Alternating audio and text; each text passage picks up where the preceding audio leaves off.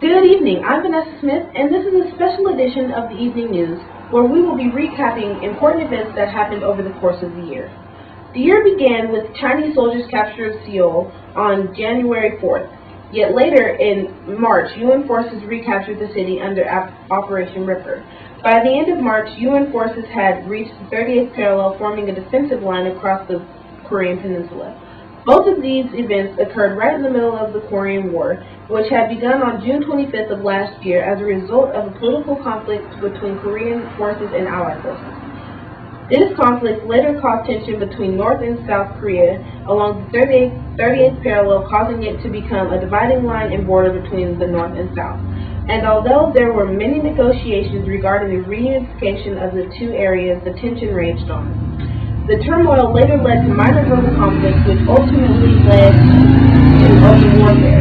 The North has had minor defeats, but the South has not surrendered to the North to date. That's your world political conflict. Now here's Heather with information on world political news.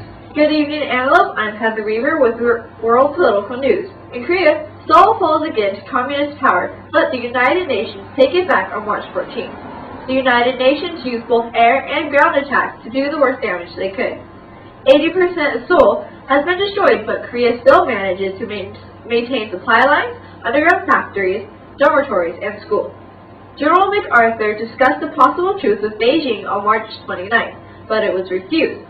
Well, despite the fact that President Truman called for a limited war, MacArthur told the public his plans to use air attacks on Chinese cities. Once informed of that decision, Truman relieved MacArthur from his command on April 11th. General Ridgway was put in place of MacArthur. At 71 years old, MacArthur came home to America and was urged to run for president. He didn't want to, so he wrote a farewell address to a joint session of Congress. On February 27th, the 22nd Amendment limits the United States presidential term to only 2 years. This shows the Republican frustration at the Democrats for their control over the White House since 1993. Japan gains a new constitution after 6 years of Allied military government on May 3rd. Also, the United States-Japan Treaty of Peace was signed on September 8th. That's it for World Political News, and now a word from our sponsors. Honey, do you know what my creamer was? Last night, there was a crack in my mother-in-law's favorite creamer, so I used Fix-All Super Glue, and it fixed it like brand new. I even fixed this chair my Uncle Fat Louie sat in. Here you go, mother-in-law. Thank you. Fix-It-All fixes everything, even naggy mother-in-laws. Good evening. I am Skyla Foster here to tell you about this year's music. On July 2nd through July 14th, the 7th annual Cunningham Music Festival was held in Cunningham, England. Berlin Eisendel's opera, The Sleeping Children, premieres its first symphony of Malcolm John Gardner and Arnold Van Velt. Also, Francis Raven and surrendered for Wins and Carthage. Martin Sympathy Suit was premiered. Thanks, Skyla. I'm Jennifer Beliel. Now for this year's fashion. For women, short skirt, wide shoulder silhouettes are out and hourglass silhouettes are in. Women should look conservative and feminine. Gloves and pearls could help accentuate that feminine look. Swing skirts, also known as poodle skirts, are huge with the teenagers, and pebble skirts are more appreciated by the more mature women. Some more popular trends include the Peter Pan collars, long skirts with a narrow belt at the waist, and bolero jackets. And new hairstyles that are sweeping the nation for young women are the short bouffant haircuts, and for men, the post-military haircut.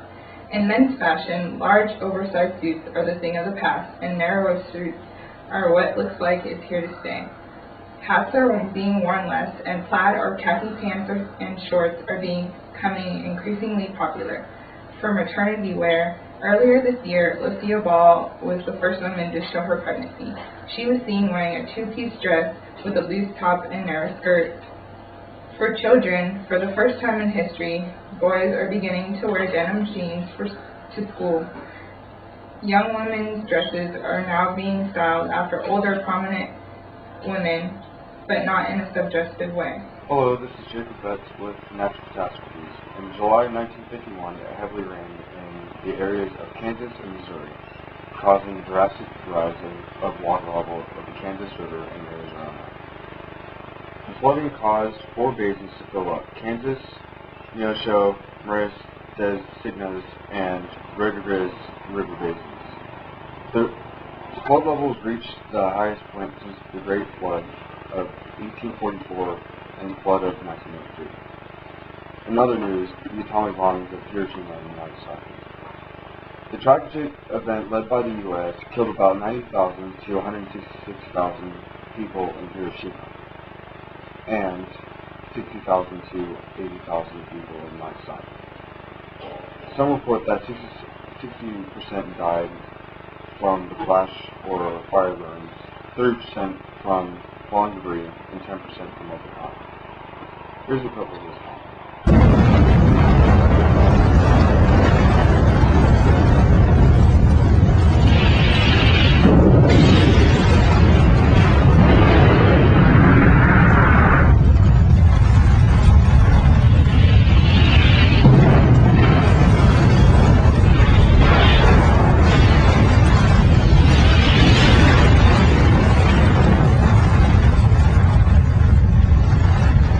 Thank you for watching this presentation, and have a nice day.